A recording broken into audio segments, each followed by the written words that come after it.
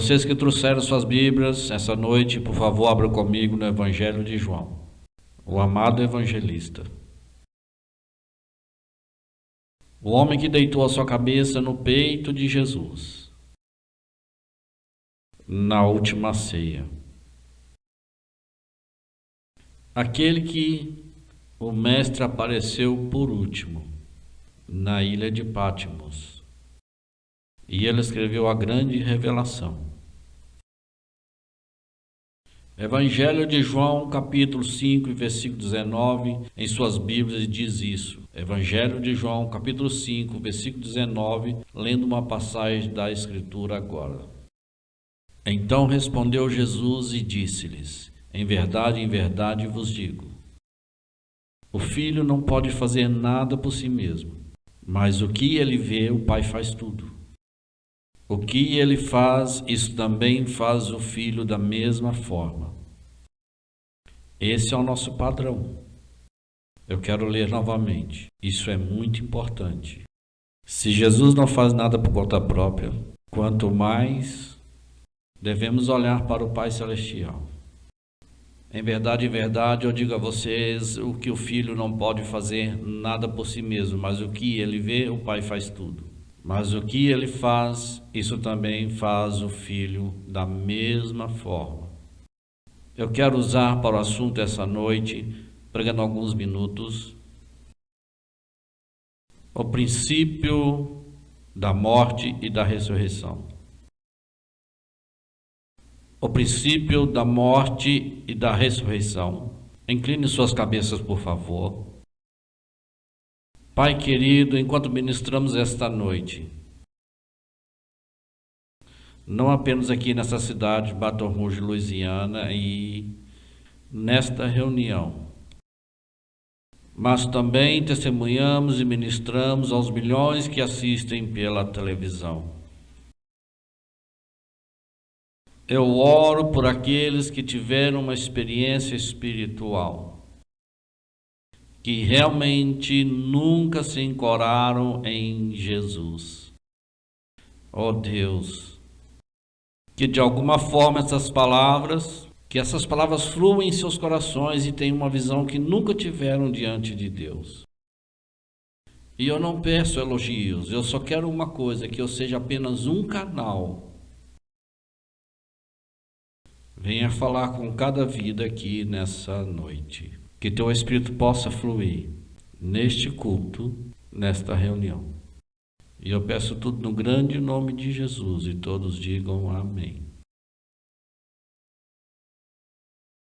A mensagem que tentarei trazer a vocês essa noite é que eu sinto mais do que qualquer outra coisa a personificação da consagração por parte do cristão. É realmente onde tudo está no que me diz a respeito. É a diferença no mundo, aquela mentira. Diferente cristão ou cristão diferente. E os cristãos cujos olhos estão fixados em Jesus, vivendo totalmente para o reino de Deus, com um propósito que é agradar o Mestre.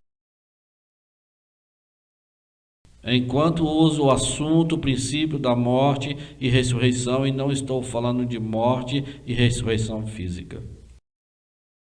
Estou falando daquele momento em que seus olhos se fecharão na hora da morte, e o pregador pregará o último sermão. Não estou fazendo isso. Não estou falando daquela grande primeira ressurreição. Da vida quando a trombeta de Deus soar, não tem nada a ver realmente com aquilo que falo esta noite. A morte da qual eu falo é a morte da carnalidade, a morte do sistema mundial. Estamos no mundo, mas não somos dele. O mais difícil é estar no mundo e não ser dele. O mundo clama, agarra, grita, sussurra, empurra, puxa para chamar sua atenção. O temporal é sempre imediato e o eterno é sempre distante. Do que estou falando esta noite? Você pode ser salvo e não experimentar. É possível Jesus ser seu Salvador e não ser seu Senhor e Mestre. Quero dizer novamente que é espiritualmente possível Jesus Cristo ser seu Salvador. E para Ele não ser seu Senhor e seu Mestre, é uma estrada solitária. Não peço desculpa por isso. O que eu vou trazer para vocês essa noite não é popular. Não ganhará nenhum concurso. Não terá ídolos abarrotados de admiradores. Não haverá transmissão de Barnum, porque a estrada muitas das vezes é uma estrada solitária. Não quero pintá-la de preto, mas quero ser honesto. É uma estrada que o mundo não entende, é um mundo que seus parentes não entenderão, é um mundo em que a maior parte da igreja não entende o princípio da morte e ressurreição. Mas se você caminhar, haverá um cumprimento que nada neste mundo poderia remotamente começar.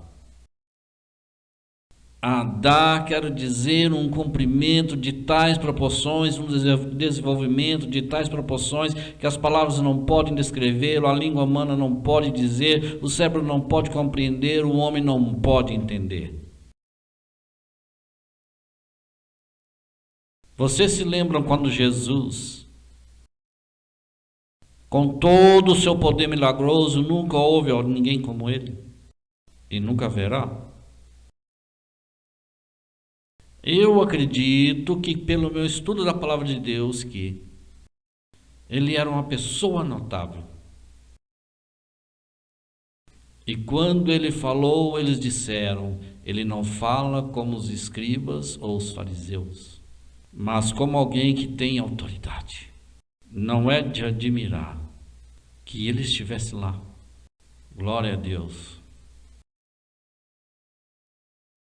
Milagres que o próprio João escreveu, ele disse que se tudo o que ele fez tivesse sido escrito e colocado em livros, o próprio mundo não poderia contê-lo. Ele não quis dizer que o mundo não poderia conter os livros empilhados, ele quis dizer que seria tão estupendo, tão gigantesco, tão magnânimo, tão glorioso, tão milagroso, que nossas mentes seriam reais a personificação de tudo. E ainda, apesar de todos os milagres, os cegos enxergaram imediatamente, os aleijados andaram imediatamente, os mortos ressuscitaram, andando sobre o mar, multiplicando o pão e o peixe para poder alimentar milagres após milagres após milagres. Ele disse, um dia menos que você beba meu sangue e come a minha carne, você não pode ser meu discípulo. E isso os assusta. Milhares da multidão e multidões estão tão assustados. É tão assustador para eles enquanto você tem pessoas doentes saindo, sabendo que esta é a resposta deles. E ele pode curá-los quando você tem a multidão que comeu dos pães e dos peixes e eles sabem o que ele pode fazer. Não houve discussão sobre isso. Mesmo os fariseus, os escribas, os saduceus, ninguém repudiou os seus milagres. Ninguém disse trapaças. Eles o acusaram de fazer milagres pelo poder de Beelzebu, mas não negaram os milagres. Mas eles se afastaram. Eles derreteram como neblina sobre os raios quentes do sol da manhã, porque as suas palavras eram difíceis para eles. E por um momento pareceu que seus discípulos iriam embora, porque ele se virou para ele e disse, vocês também irão embora? Do que ele estava falando? Ele não estava realmente falando sobre beber sangue ou carne real, ele disse que a carne para nada aproveita, minhas palavras são a vida. É sobre isso que falava. Ele estava dizendo todas as coisas que vocês podem ter, mas até que vocês participem de mim, significando a si mesmo, vocês nunca saberão realmente do que se trata. Quantos milhões estão hoje na igreja, na religião, citando versículos para memorizar, todos envolvidos na mesma religiosidade, todos envolvidos na missa, imersos na religião, nas coisas das obras e todas essas coisas, e não sabem quem é Jesus. Eles não sabem. Eles não sabem. Não sabem. Quantos preciosos amigos católicos estão tentando laboriosamente ganhar seu caminho para o céu, rezando para contas, estátuas e contas de oração e fazendo todas as coisas, mas isso não os ajudará a ver Jesus. Como muitos protestantes e não católicos estão todos envolvidos na igreja. Quantos de vocês me assistem nas televisões? Você é religioso, seu nome está no hall da igreja, você está envolvido em todas as funções da igreja, mas nunca nasceu de novo, vocês nunca foram salvos. Quantos?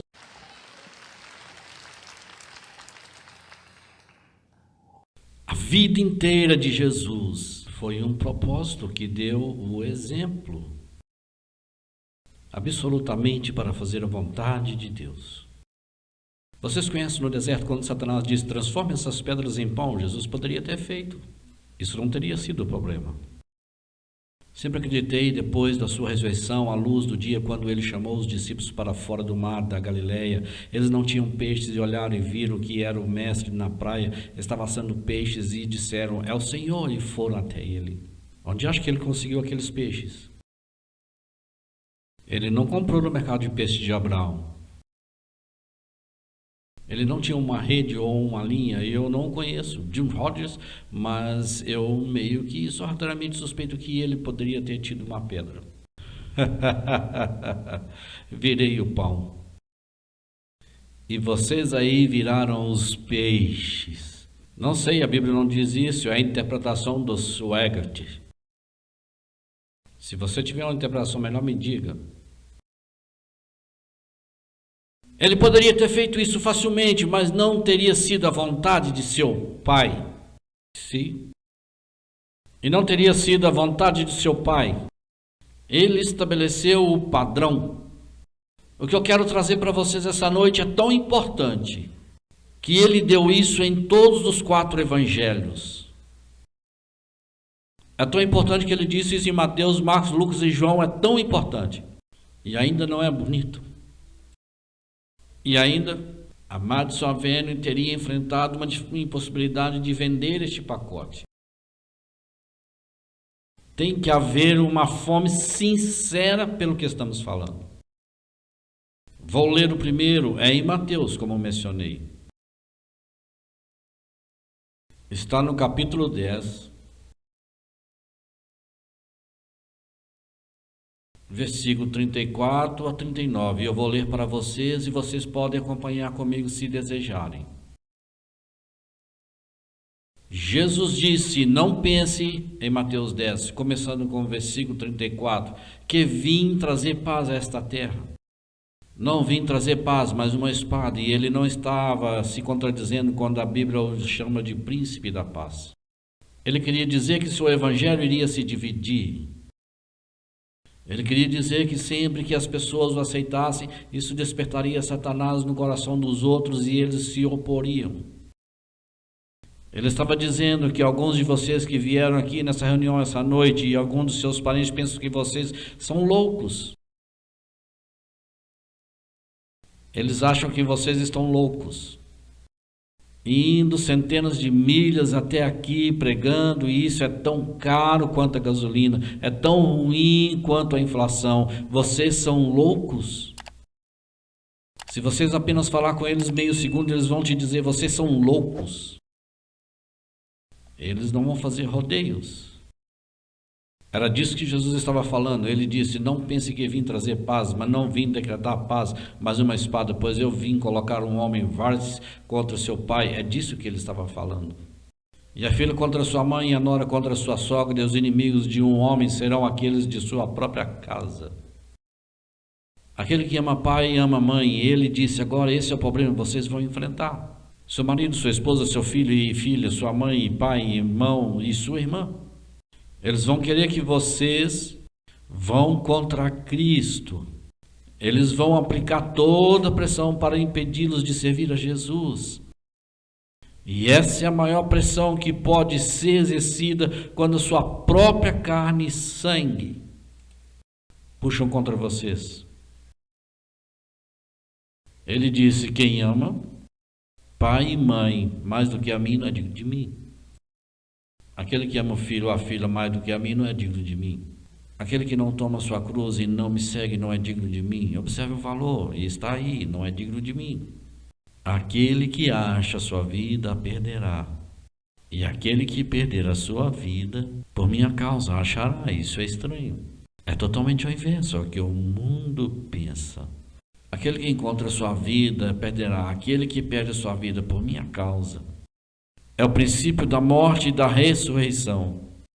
Onde você morre para certas coisas e ressuscita em uma novidade de vida, deve ser aplicada às suas afeições. Agora vocês entendem. Isso vocês veem. Um dos maiores problemas da igreja hoje, estamos tentando descobrir o que é pecado. Isso é um pecado. É certo fazer isso? É errado fazer isso. Vocês estão no caminho errado quando fazem estas perguntas. Você está tentando ver quão longe de Jesus você pode viver e quão perto do mundo você pode chegar e ainda chegar ao céu. É isso que vocês estão fazendo. Vejam que um pecado é um pecado e eu quero saber, irmão Suegart, é errado fazer isso, é errado fazer isso. Você diz bem, como posso descobrir? Você vive tão perto dele que se é pecado ou não, não importa. Você simplesmente perdeu todo o interesse por isso. Vocês entendem? Agora eu vou pregar algo que vai incomodar alguns de vocês aqui. Alguns de vocês desligam a TV, mas estão se perguntando: o que vou dizer a seguir?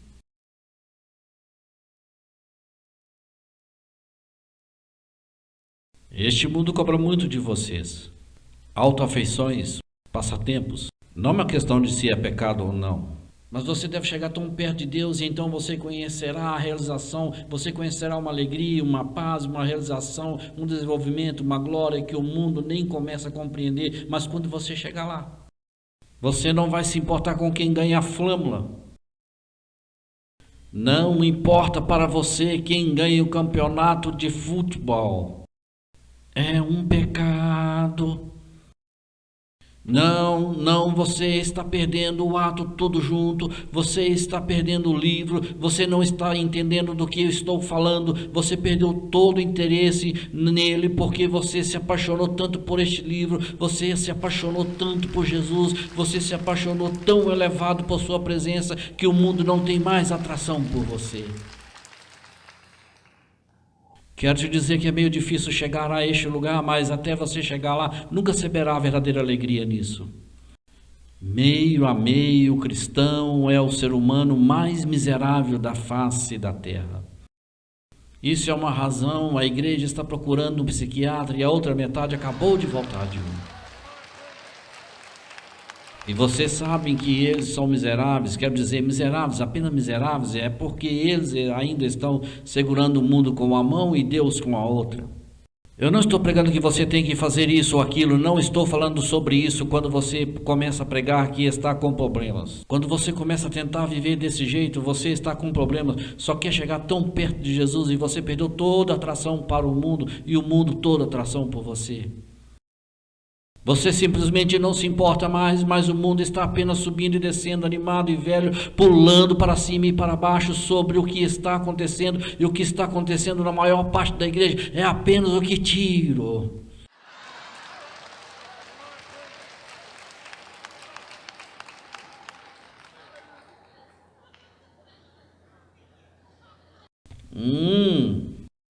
Mas você é como um polegar. Você é como a quinta roda. Você não sabe nem quem é JR. Você não sabe quem ganhou a World Series, quem está jogando. Eu não sei quem está jogando, eu perguntei, não que eu sou contra eles ou que eu não gosto deles, mas tenho algo em minha alma que mantém todas as sombras para longe, e o amor, meu amor Salvador, vocês estão me ouvindo, santos de Deus? Eu posso dizer que vou pisar em alguns dedos sempre que a prata, o preço da prata era alto, vocês se lembram? Quando as pessoas começaram a desenterrar suas facas e garfos e vender seus candelabros naquela velha relíquia de cervo que a tataravó deu a eles, eles não levariam nada longe, eles gritavam. Vocês se lembram? Vocês se lembram daquela... Quero dizer aquela coisa feia. Estou falando sobre autoafeto. Está morto. E você restaurou sua semelhança, não faz nenhuma diferença qual é o preço da prata.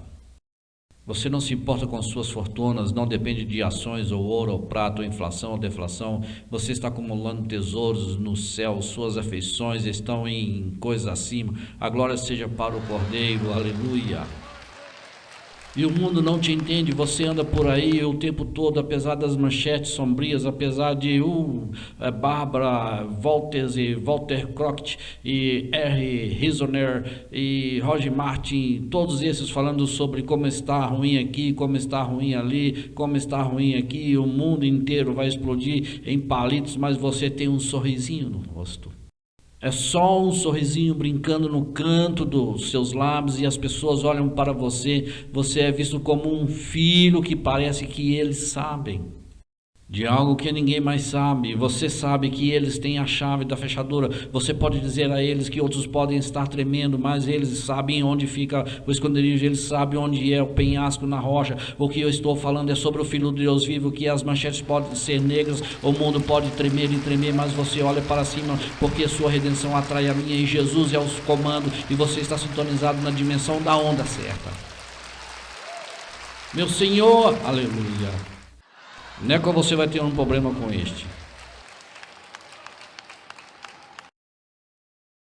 Alta afeição, se foi. Em meu escritório não faz muito tempo, veio um dos maiores pregadores batistas que já existiu, na minha opinião. Você o conhecerá, é Jim. Não é problema. Eu tive a oportunidade de falar com ele alguns minutos. E eu reverencio esse tipo de homem. Vou dizer o porquê. E eu perguntei a ele e disse, Dr. Appleman, oi, quantos anos você tem? Aquele que era odiado por milhares e milhares de anos, eu fui salvo pelo sangue de Jesus Cristo. Aceitei aqueles de pais judeus. Quando ele foi salvo há quase 60 anos atrás, ele se deparou com aquela mãe e pai judeus. Então ele disse, eu tenho aceito aquele que era odiado acima de tudo, Jesus Cristo. Por dias eles irão, por dias seu coração se partiu. Aquela preciosa mãe judia, com lágrimas em suas bochechas, ela chorou até não restar mais lágrimas. Seu pai implorou a ele, não, você não pode fazer isso, você entende as implicações disso. Não apenas encontraria a desaprovação deles, não, na verdade, no que eles diziam a respeito, eles teriam um funeral dele e ele estaria morto. Eles nunca mais mencionariam o seu nome em sua casa. Ele seria eliminado de todas as vontades, de todos os pensamentos, de todos os adágios, tanto quanto eles estivessem preocupados, ele estaria morto.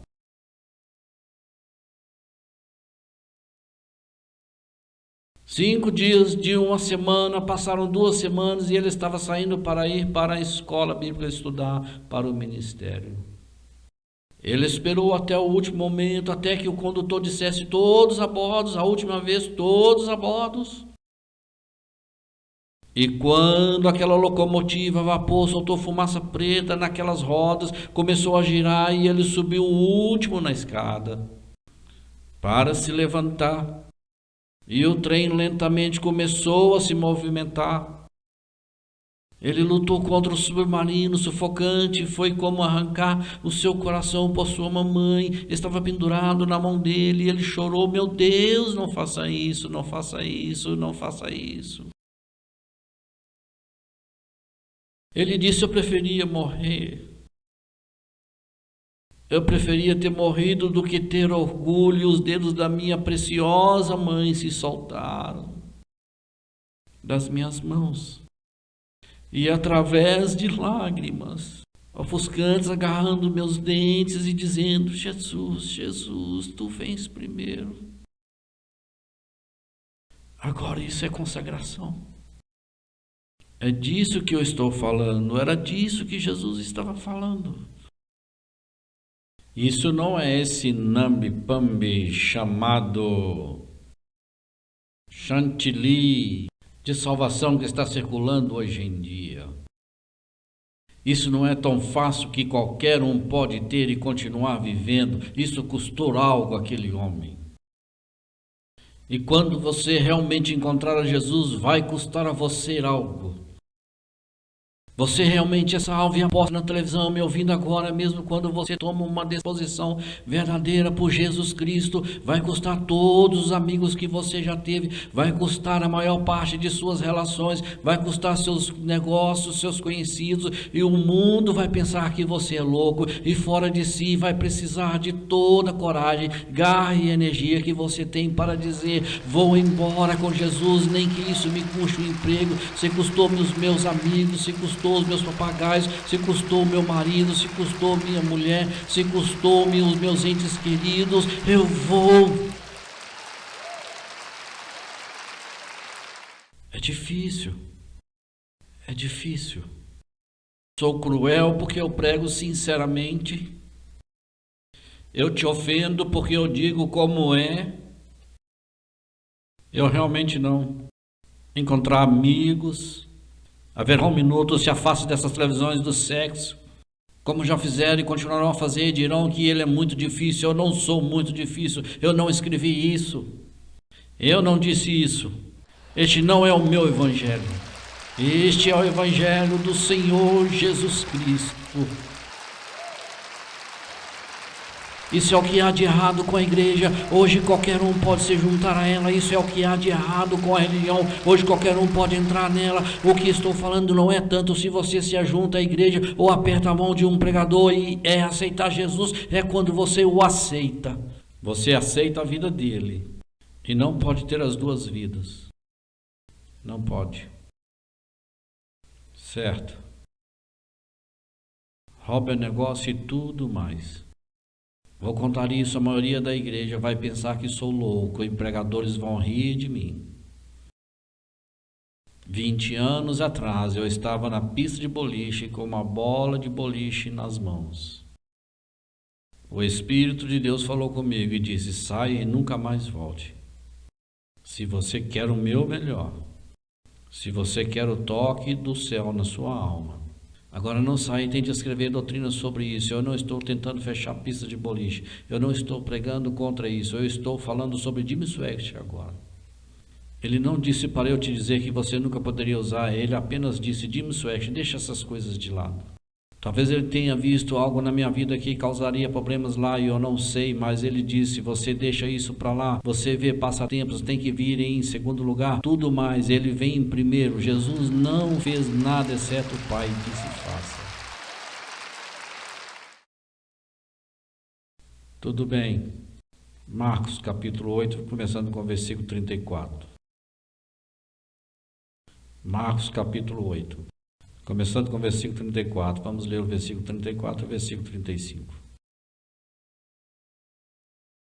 Marcos capítulo 8, começando com o versículo 34, e quando ele chamou o povo para ele, com os seus discípulos também disse a eles, percebam que ele chamou, e ele disse: eu tenho algo que vocês devam ouvir.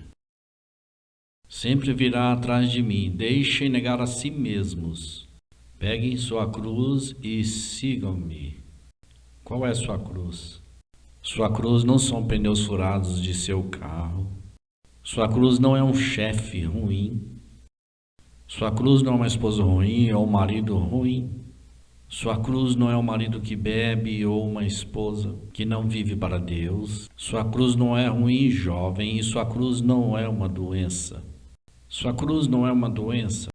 Sua cruz não é nenhuma dessas coisas. O que é a cruz? Sua cruz não é nada disso que eu falei. O mundo tem todas essas coisas. Você me segue?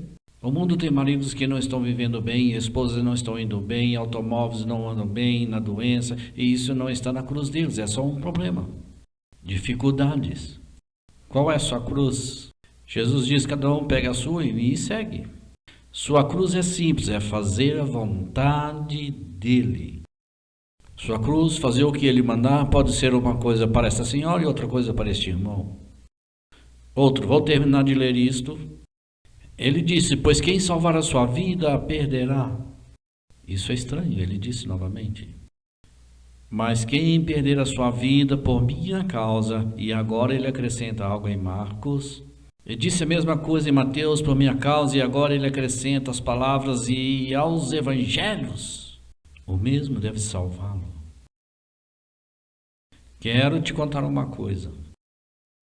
O evangelho de Jesus Cristo é o negócio singular mais importante na face da terra hoje. O Evangelho de Jesus Cristo. E custa viver este Evangelho, pregar este Evangelho, pegar este Evangelho e pertencer a este Evangelho. Cada um de vocês aqui são pessoas marcadas. Quero dizer, vocês são marcados pelo diabo, vocês são marcados pelo mundo, e eu vou te dizer o porquê. Porque você aceitou o Evangelho, que é diferente da maioria do Evangelho das religiões. Você aceitou um Evangelho em que o diabo odeia. E você, aceitando este Evangelho, custou-lhe algo e vai continuar custando-lhe algo. Porque você e esse Evangelho estão em um ambiente alienígena.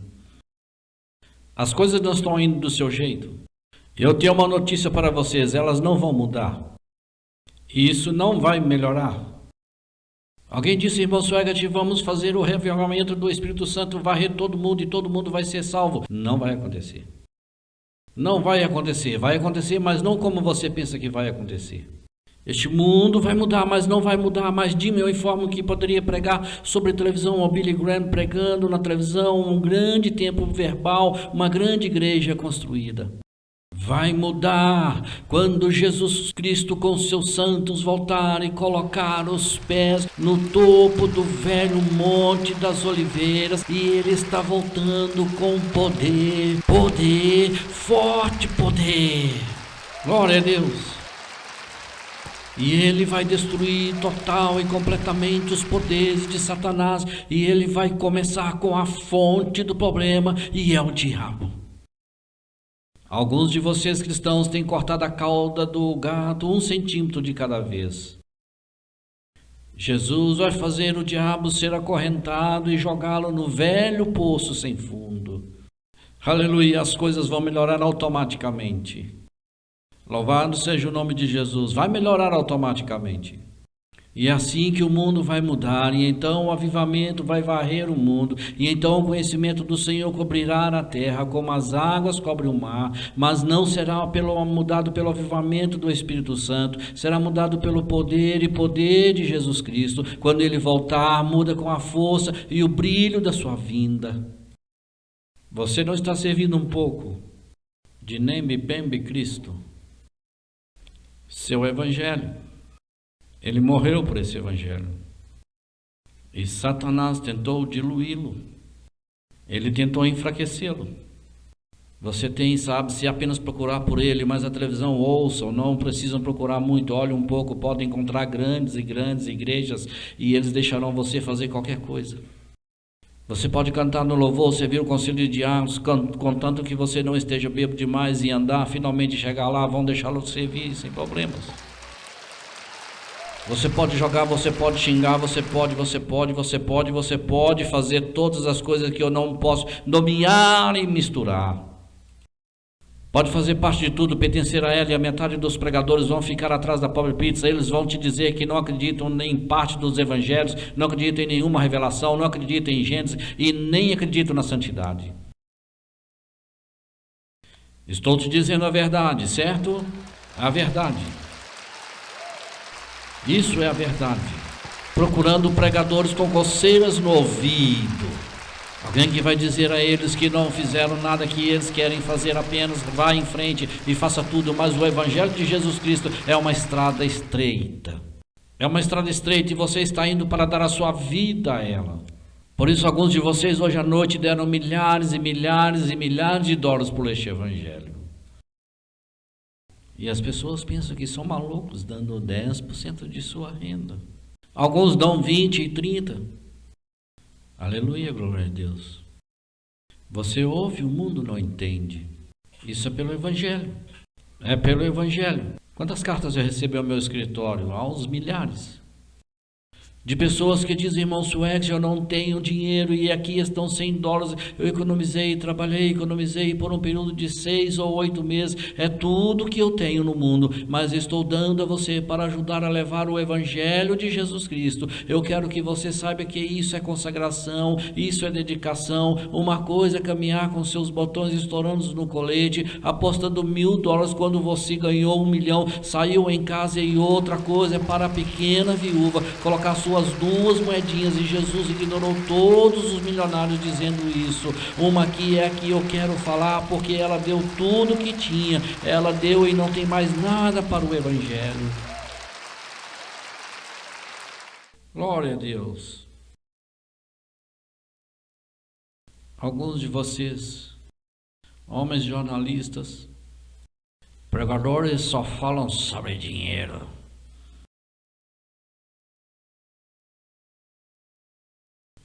Vocês podem escrever sobre sua cerveja, bebida alcoólica, seu adultério, seus jogos, suas drogas. Deixem uma pobre alma dar $1 a Deus. Vocês acham que eles são estúpidos? Eu tenho uma notícia. Eu sei quem é estúpido, e isso não são eles, são vocês.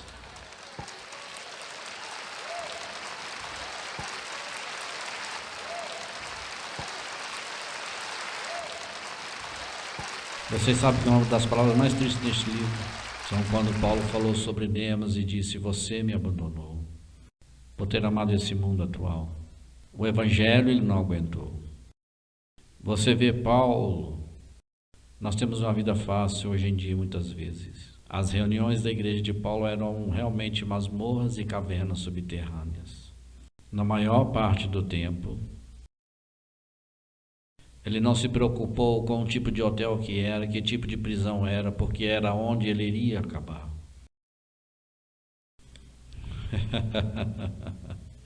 Seu ministério teria diminuído, mamãe, seu ministério teria diminuído essa multidão há muito tempo. Eu quero começar, eu posso sentir isso chegando. O diabo me invadiu o púlpito com essa multidão de pulsos flácidos. Sabem do que eu estou falando?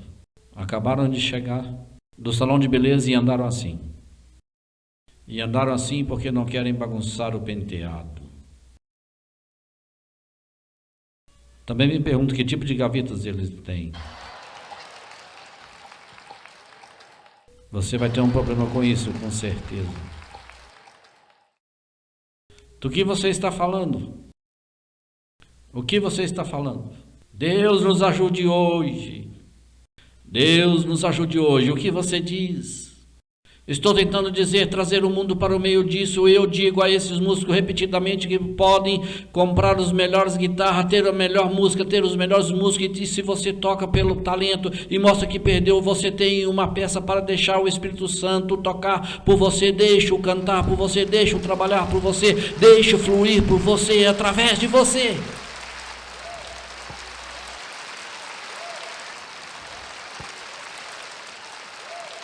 O Evangelho, Demas não aguentou. Ele teve uma oportunidade. Pensem como minha vida foi impressionada e abençoada por homens tantos anos mais velhos que tive privilégio e honra de trabalhar com eles. Me ajudaram quando eu era evangelista novato e dificuldades começando, como Demas estava com Paulo. O Moisés do Novo Testamento. As luzes brilhantes eram grandes demais para ele. Você vê? O mundo romano, como agora, era emocionante. Roma era onde estava. Eu quero que você saiba que eles não tinham suas discotecas, mas eles tinham sua contraparte. Eles tinham tudo que temos agora. Os mesmos velhos métodos do diabo, e foi demais para termos. Paulo disse: você me abandonou por ter amado este mundo. Quero dizer outra coisa. O homem que escreveu o livro de Marcos, da qual eu acabei de ler para vocês há pouco. Paulo deixou sentar às margens por alguns meses, porque Marcos não aguentaria. Marcos disse que era difícil. Eu quero ir para casa, mamãe. Paulo disse: você vai e vai ficar. Isto é um jogo para homens. Está me ouvindo? Para homens, não para alguém que mamãe ligou para pregar. Marcos foi para casa e orou até o fim. Então Paulo disse: você está pronto para ir? E ele disse: eu irei para a boca do leão se eu tiver que ir. Ele disse: vamos, vamos. Aleluia, louve ao Senhor, louve ao Senhor. Não fique aí pensando que este evangelho pentecostal nunca vai se acabar, torna-se aceitável. Apenas porque alguns batistas, metodistas e católicos e presbiterianos e episcopais e luteranos estão recebendo. Ainda fede nas narinas do mundo e na maioria das igrejas. Eles acham que você é maluco, eles acham que você é louco. Não mexam com esse bando. Eles não têm juízo. Nenhuma pessoa sensata sabe que você vai à igreja uma vez na semana, e isso é muito. E você ouve o pregador e então você volta a viver do jeito que você quer viver, tudo está indo bem, rapazes. E você consegue contornar aqueles pentecostais. Eles não agem como qualquer outra pessoa. Eles são selvagens. Eles são selvagens. Meu Deus, nosso pregador, ele levanta a voz uma vez por mês. Já chega. Aquele bando de loucos pulando como um bando de feijões mexicanos, eles estão gritando e gritando, e eles estão fechando os olhos, e eles estão fazendo suas mãos assim, eles estão batendo palmas, eles estão pulando para cima e para baixo, fora de suas mentes. Vocês não acham que o que eu estou falando é certo? Apenas tomei a maioria dos membros da igreja e digo aleluia. Vai assustá-los profundamente. Não estou falando sobre o barman da esquina, não estou falando sobre a prostituta na rua, estou falando sobre a maioria dos professores da escola dominical e a maioria dos membros da sua igreja apenas cercam eles e dizem louve ao Senhor. E eu vou mais longe do que isso, apenas pega a maioria da igreja. Enquanto o pregador estiver falando sobre Jesus, apenas levante a mão e diga louve ao Senhor.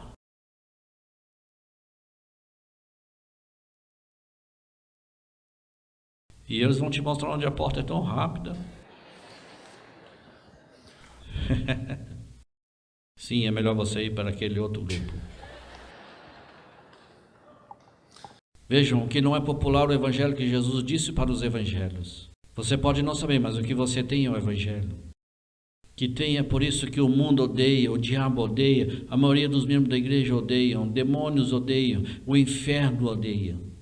E eles sempre vão. Louve ao Senhor. Oh, glória a Deus. Eu tenho que me apressar aqui. Evangelho de São Lucas. Em suas Bíblias.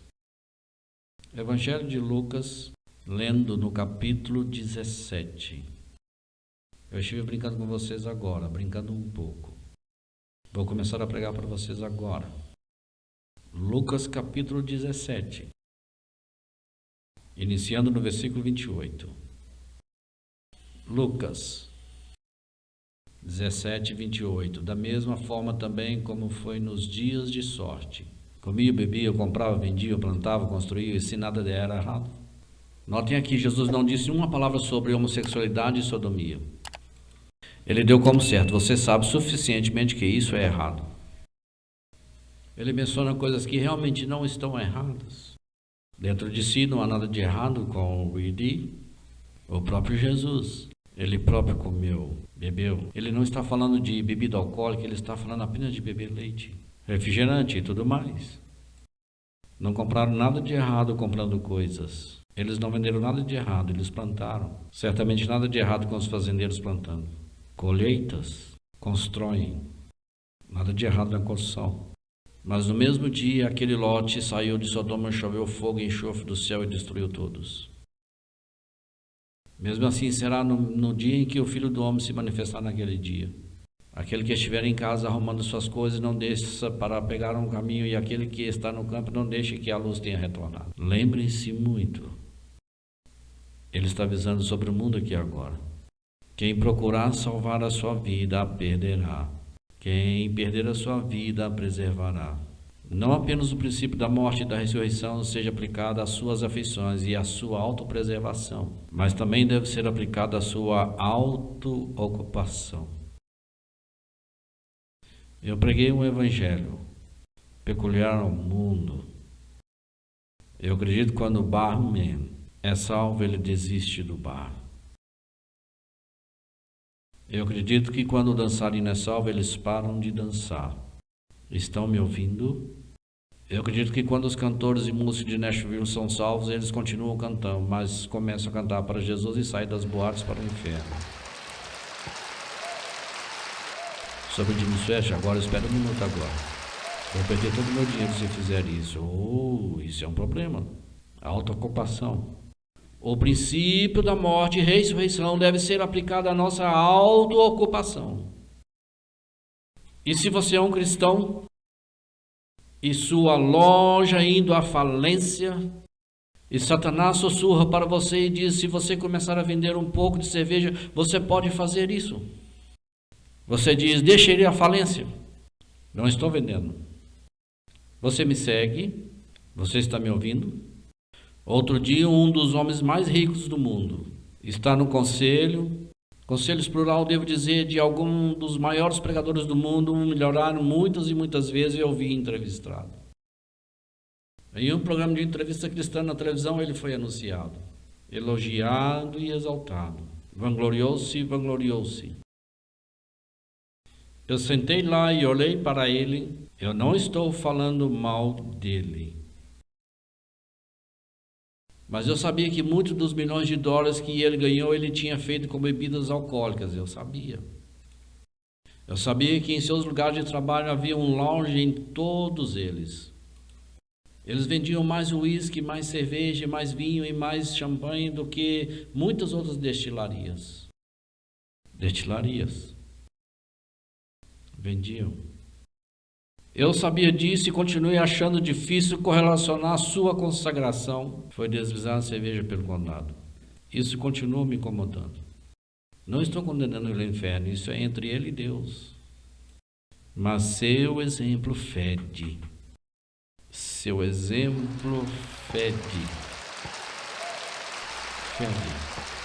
Vocês estão me ouvindo? Eu me lembro, há 20 anos atrás, eu entrei nos maiores estúdios de gravação do mundo. Eu me lembro dos produtores olhando para mim e dizendo: queremos você em nosso selo, mas você terá que cantar nossas músicas. E o aleluia e os louvores ao Senhor estão fora. Eu me lembro desse termo porque eles disseram sem rodeios: fora! Eu nunca vou esquecer. Naquela época eu pesava 63 quilos, mas ainda tinha 1,80 m de altura. Ainda posso ver o escritório luxuoso quando me afundei no tapete. Olhei para os discos de ouro pendurados na parede. Ele manuseou seus suspensórios, olhou para mim e disse: qual é a sua resposta? Eu disse: bem, Senhor, tenho muito que aprender, mas posso dizer aleluia muito bem.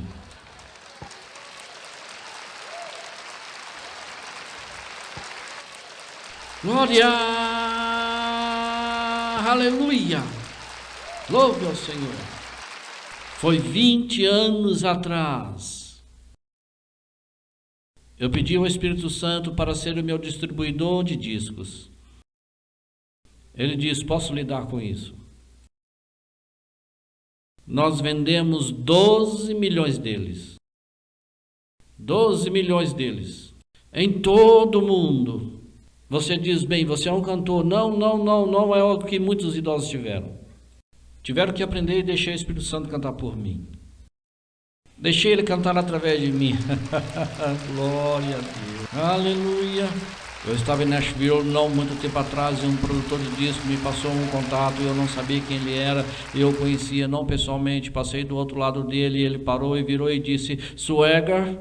Eu disse sim. Eu me virei e ele me disse, me diga uma coisa. Ele disse, em todo lugar que eu vou eu vejo os seus discos. Quem é o seu distribuidor? Eu estive esperando por isso há 20 anos. Por 20 anos eu estive esperando. 20 anos eu estive esperando. Eu estive esperando parado no meio do Columbia Mine e Columbia Studios. Eu olhei para ele e disse, Espírito Santo.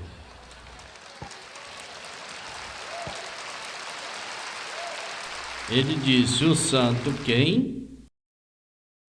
Eu disse, não importa, você não entenderia, mas eu não. Encontrei um quarto, entrei, gritei um pouco e louvei a Deus, porque estou aqui para dizer, se você seguir a Jesus, e se você seguir direito, é estreito, o mundo vai pensar que você é louco, mas Ele vai segurar a sua mão, Ele vai te levantar, Ele vai encher seu coração, Ele vai mexer com a sua alma, Ele vai te dar algo que o mundo não pode dar, e o dinheiro não pode comprar, e o diabo não pode tirar. Glória a Deus.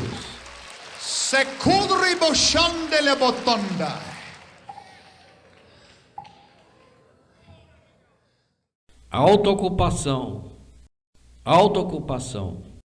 Um irmão numa grande cidade.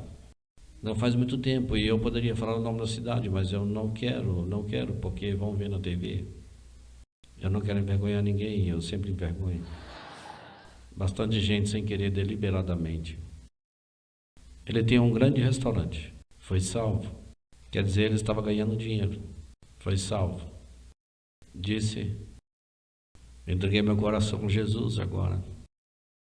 E você não conhece restaurantes assim, homens, coquetéis, bebidas, e essa é a primeira coisa que vem em sua mente quando você entra em um restaurante.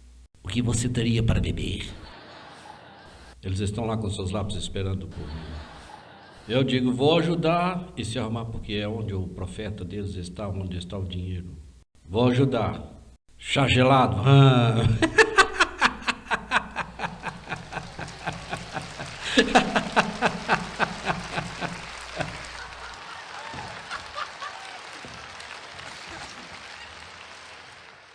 Eles fogem e eu posso ouvi-los dizendo. Esse é um deles. Oh, aleluia, glória a Deus. E ele é o dono do restaurante e foi salvo. Ele disse, não vender mais coquetéis de bolas, coquetéis, Bloody Marys. Eu nunca descobri o que era isso. O que no mundo é um Bloody Mary? Quem gostaria de beber? A Bloody Mary.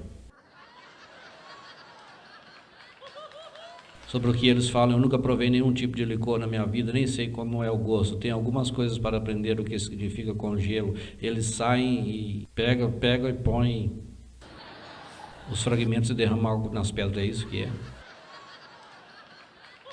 Sangue nas pedras não é muito gostoso. Eu estou sendo irônico com vocês.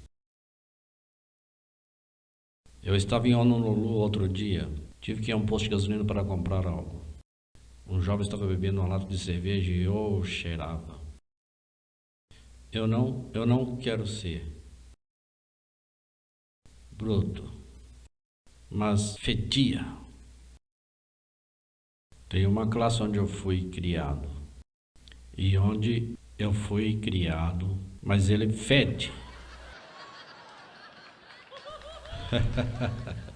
Eu estou dizendo quem eu sou e eu não estou brincando com você. Cheirava mal.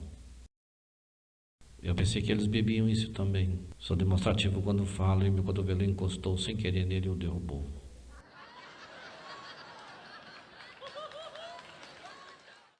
Uma barata rastejou para cima e cambaleou.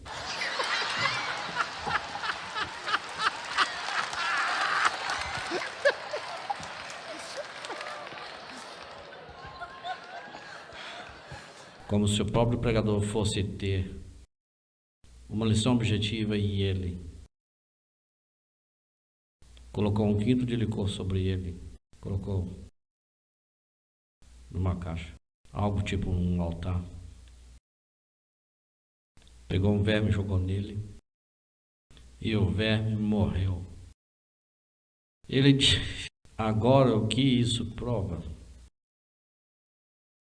Um velho fazendeiro de Marco levantou e disse, isso prova que se você beber esse tipo de bebida, não terá verme.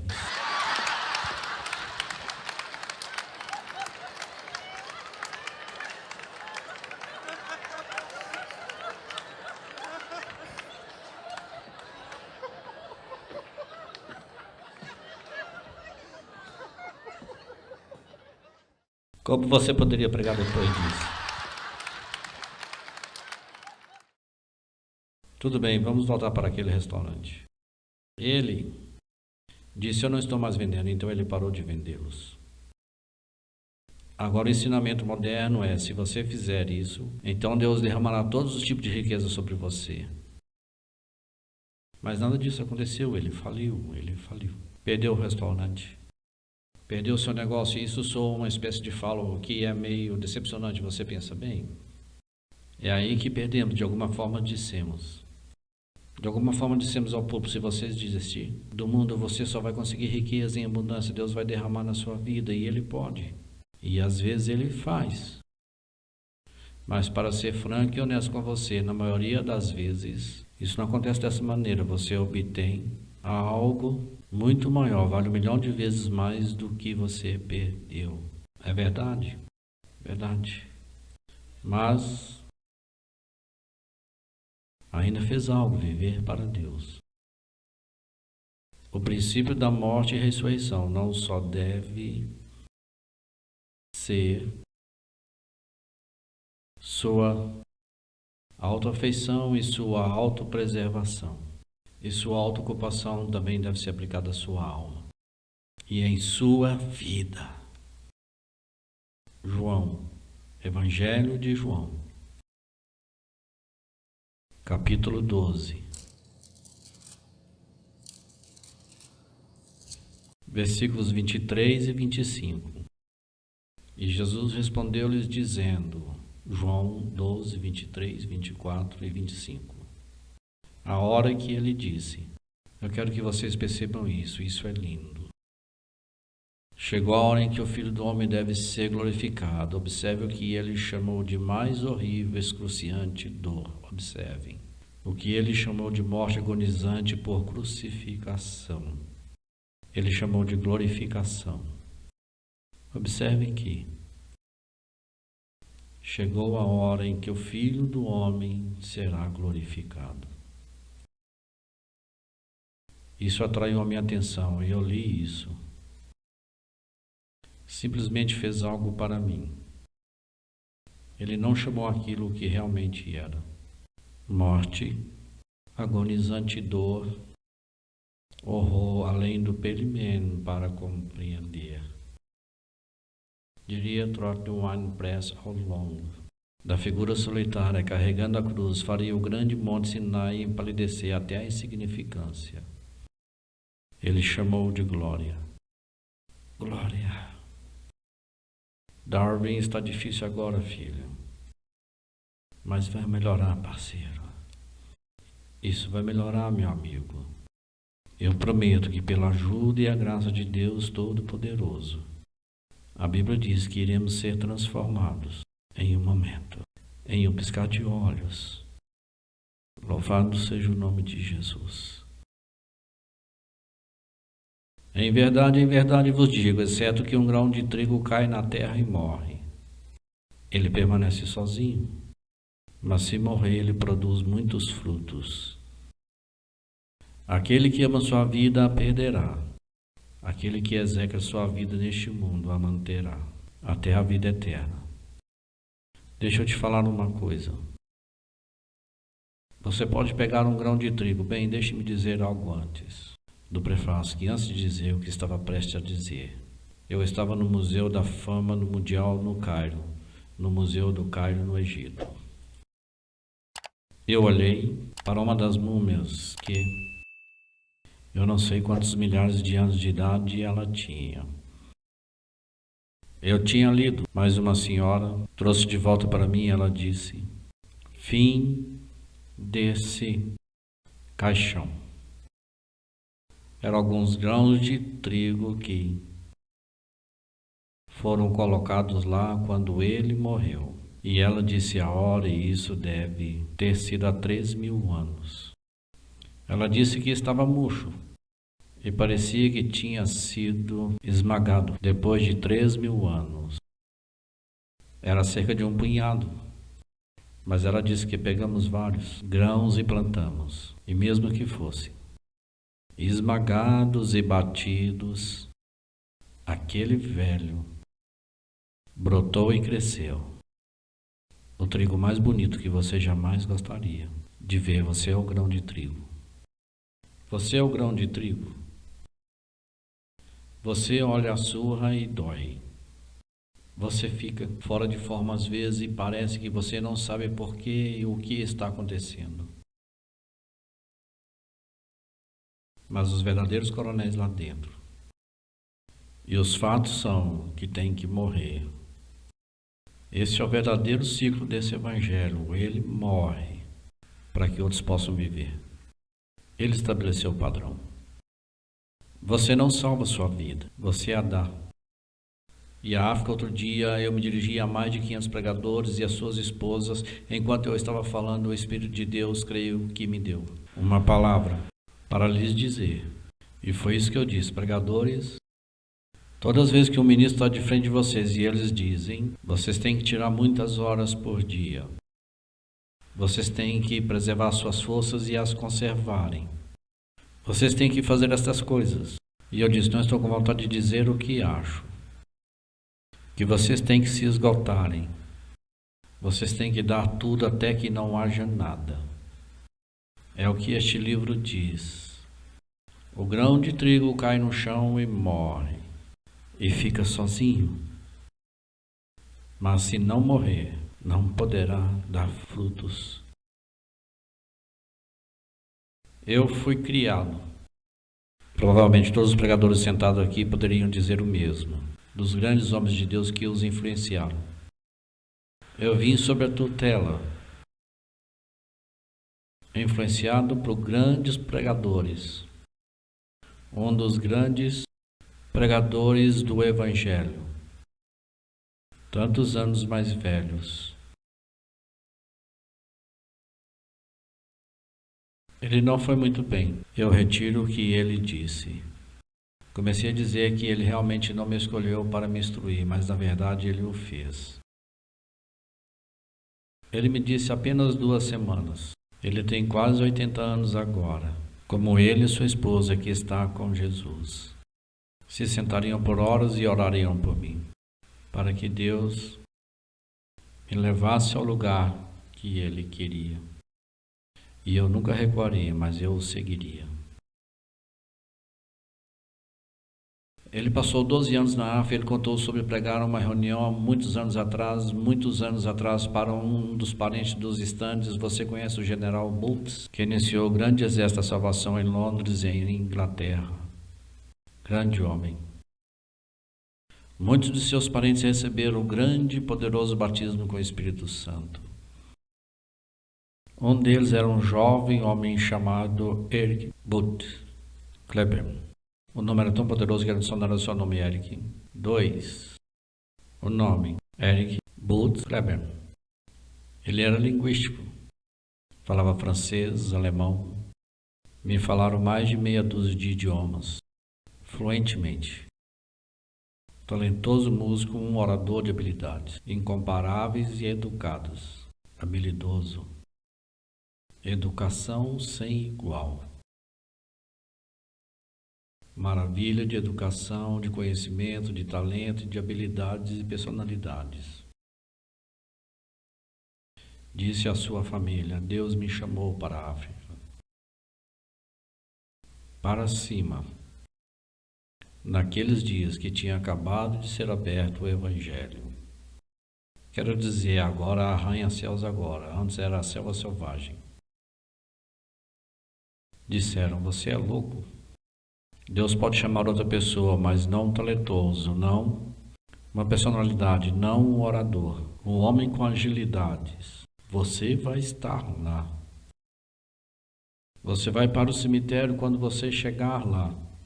75% dos missionários que vão lá morrem. Doença da água negra, disenteria e febres. Ele disse: Deus falou comigo e eu tenho que ir. E ele foi. Ele foi. Desembarcou na Gold Coast.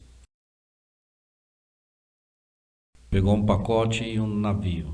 Percorreu por mais de 321 quilômetros para o interior. Desceu numa ilha, que eu não sei pronunciar o nome, que não passava de choupanas e selvagens hoje. Lá comem agrião, sem estar suficientemente fervido em água, sem ferver água. E ele morreu de disenteria. Mais de 10 dias depois, nunca tinha pregado um sermão, nunca cantou uma canção, nunca testemunhou para um nativo. E eu vou, reitor, para a África Ocidental. Hoje existem centenas de igrejas, com milhares e milhares e milhares de cristãos, salvos e cheios do Espírito Santo. E começou quando ele morreu e eles cavaram um buraco em Tamstambeed. E o navio telegráfico em todo o eixo missionário branco veio e ele morreu. E eles vieram ver o homem que os amava tanto que morreu por eles. E enquanto eles estavam aos milhares e observavam o caixão do Senhor sobre a sepultura, o poder do Deus Todo-Poderoso caiu. Começou o grande mover de Deus que resultou em milhares e milhares e dezenas de milhares sendo salvos. Meu amigo Lantoria disse que ele administrou lá muitas vezes e ficou não muito tempo atrás com a câmera sobre o túmulo deste homem. Colocou nos seus olhos para tirar a foto o nome dele sobre a lápide. Ele disse que a glória de Deus desceu naquele lugar que ele nem conseguiu fechar a veneziana. Se um grão de trigo cai no chão e morre, fica sozinho, mas se ele morre, ele dá muitos frutos. O princípio da morte e da ressurreição deve ser aplicado em sua autoocupação e a sua própria preservação. É a sua autoocupação e em suas vidas. Abaixe suas cabeças, por favor.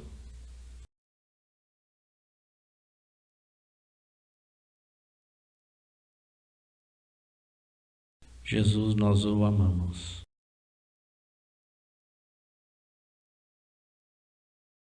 Nós te louvamos. Nós agradecemos.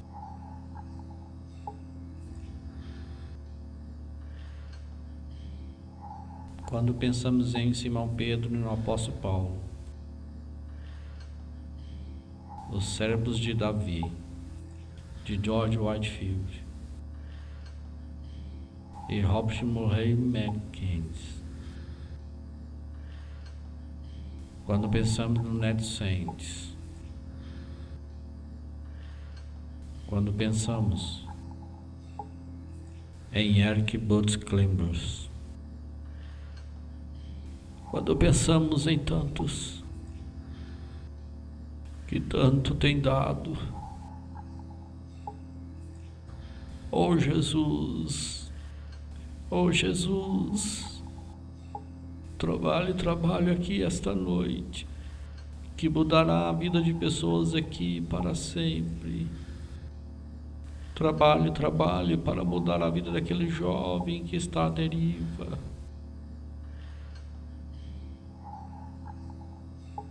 Quase perdido, esta noite vai mudar o destino deles. Trabalhe na vida daquele homem, daquela mulher, querido Deus. O cristianismo deles tem sido leve e superficial. Eu peço em nome de Jesus. Suas cabeças baixas, seus olhos fechados. E eu pergunto esta noite, para cada um de vocês que deseja uma consagração mais profunda para se apresentar, eu peço a vocês para virem até aqui. Porque eu acredito que cada um de vocês ama Jesus de todo o coração. Abram seus corações, mas não peço isso. Mas eu peço por isso. Eu sinto que muitos cristãos de vocês sentados aqui esta noite, vocês estão reservando algo de volta. E Deus quer tudo. Eu não sei o que você está reservando de volta. Se você me disser isso, pode nem fazer sentido para mim. Eu não sei o que o Espírito Santo tem falado com vocês. Eu não sei. Não sei como é que alguns de vocês se rebelaram nesses últimos meses e disseram que eu não vou fazer isso. Mas vocês ficaram mais frios no Senhor e mais frio, mais frio. Mas no fundo você sabe. Esta noite, Ele escancarou uma porta e um caminho. É para os homens. Eu não estou falando de gênero. Estou falando de determinação. Muitos cairão no caminho. Eles não conseguirão. Mas se o Espírito Santo está falando com você sobre aquele lugar em seu coração que você guardou para si mesmo, e você não vai dar a Ele a chave que Ele pediu, e Ele tem que fazer com você como Ele deseja fazer. Eu me sinto um santo aqui esta noite. Eu sinto que até anjos estão quietos nos portais da glória. Para aqueles que responderam, terão suas vidas mudadas. Vou dificultar para vocês. Não vou dar passo a passo como normalmente faço, eu vou dificultar. E a vista completa com todos olhando e supondo. Deus, o Espírito Santo, fala com vocês e diz que é isso. Charles está jogando, eu entrego tudo. O que ele quer. Foi o que disse Pedro. Tiago e João, saiam do ramo da pesca, deixem tudo e sigam-me. Oh Deus, Ele está falando ao seu coração e Ele está lidando com você e cheio de você, de tudo o que eu quero que você fique de pé e ande até aqui e fique de pé. Vai precisar de coragem, se você me perdoar a expressão. Eu quero que venha.